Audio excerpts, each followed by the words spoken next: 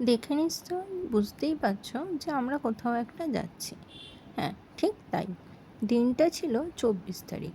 হঠাৎ স্কুলে আমি, তখন হাজব্যান্ড ফোন করে বলল যে কালকে মানে 25 তারিখ দীঘা যাব। একটু কাজও আছে ওইদিকে, প্লাস শনি রবি যেহেতু এই উইকের ছুটি আছে, তো ঘুরে আসা যাক।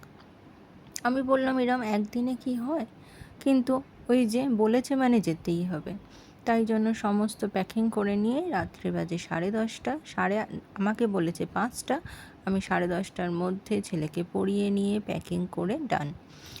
মোটামুটি কমপ্লিট হয়ে গেছে। আসলে কি হয়, হাজব্যান্ডরা তো বলেই শেষ, বাকি কাজটা মেয়েদেরই করতে হয়। পরের দিন ছেলের স্কুলও আছে সকালবেলা, ছেলের স্কুলের জামাপত্র রেডি করে নিয়ে, আর আমি একটাই ছুটি লিখিয়েছি, 1টার সময়তে একেবারে স্কুল থেকে রেডি হয়ে বেরোবো। তাই কালকে যেটা পরে যাব তার আউটফিটটাই রেডি করে নিয়েছি। করে নিয়ে অলমোস্ট সমস্ত ঘরের কাজ মিটিয়ে 11:30টার সময় এবার যাব শুতে। কারণ কালকে সকালেও আবার একটু তাড়াতাড়ি উঠতে হবে। বাকি যেটুখানি ঘরের কাজ রয়েছে, যেহেতু বাবা মানে শ্বশুরমশাই থাকবেন, সেগুলো সমস্ত গুছিয়ে রেখে যেতে হবে। সকালে উঠে ঘটলো একটা ব্লান্ডার। আমাদের ট্রেনটি ছিল 3টে 5। সকালে মেসেজ এলো 7টা 20, মানে সন্ধে 7টা 20-তে ট্রেন ছাড়বে।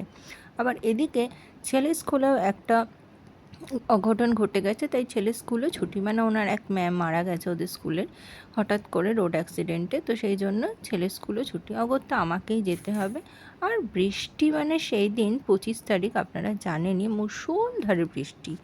সকালবেলা তো মারাত্মক বৃষ্টি, যখন বেরাচ্ছি বৃষ্টি একটু কম, কিন্তু আমি জানি আমার কপালে আজ ভোগান্তি আছে, কারণ আমাকে যেতে হবে টোটোতে। হাজব্যান্ড তো বেরোবে না, কারণ ছেলে রয়েছে। আর আমি বুঝতেই পারছি না যে আমি এক্স্যাক্ট কটায় স্কুলে পৌঁছাতে পারবো। অনেকক্ষণ দাঁড়িয়ে দাঁড়িয়ে দাঁড়িয়ে কোনো টোটো পাওয়া যাচ্ছে না।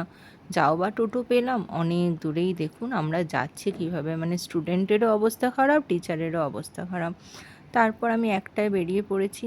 সে তো মানে লিলুয়ার আমার বাড়ি থেকে স্কুলের ডিস্টেন্স টোটোয় লাগে ম্যাক্সিমাম 15 মিনিট। আমি সেই দিনকে বেরালাম সেই এক্স্যাক্ট টাইম অনুযায়ী, পৌঁছালাম ঠিক 1টা 1:30টার সময়।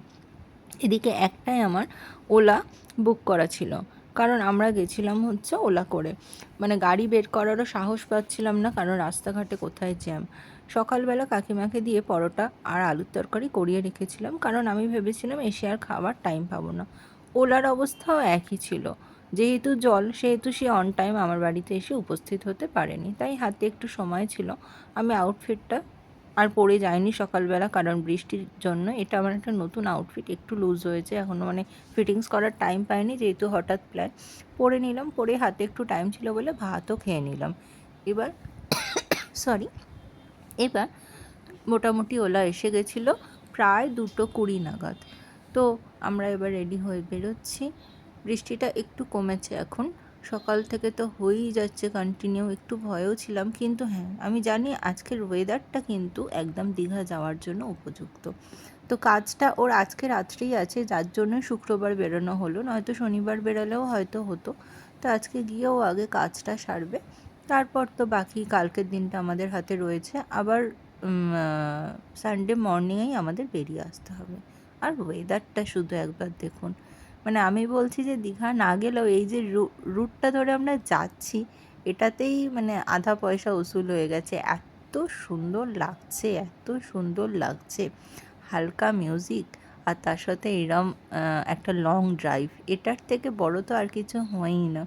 মানে এই সুযোগগুলোই এখন আর আমরা এত ব্যস্ত হয়ে গেছি আর সত্যিই পাওয়া যায় না। মানে টুকটাক খেতে গেলেও এই গাড়ি বার করা বা গাড়ি করে যাওয়া আর পসিবল হয় না। হাতের সামনে যে বাইকটি থাকে সেটা করেই যাওয়া সব সময় হয়ে থাকে। এবার আমরা কোলাঘাটে একটু নামছি একটা ছোট্ট টি ব্রেকের জন্য। একটু ওয়াশরুমেও যাওয়ার আছে, টুকটাক ফ্রেশ হয়ে নিয়ে একটা ছোট্ট টি ব্রেক নিয়ে আবার যাব। আমাদের কোলাঘাট থেকে কিন্তু বাড়ি আসতে খুব বেশি সময় লাগে না, কিন্তু আজকে এই বৃষ্টির কারণে সলপের ওই জায়গাটাতে এত এত ট্রাফিক ছিল যে আমাদের কোলাঘাট আসতেই অনেকটা দেরি হয়ে গেছে। তো এরপর আমরা ছোট্ট একটা ট্রি ব্রেক নিয়ে নেব, নিয়ে আবার বাকিটা বেশ অনেকটা পথ রয়েছে, অনেকটা। তো এরপরে আর ভিডিওটাকে আজকের জন্য লং করব না, বাকি পার্ট আবার আসবে খুব তাড়াতাড়ি। আজকের মতন টাটা।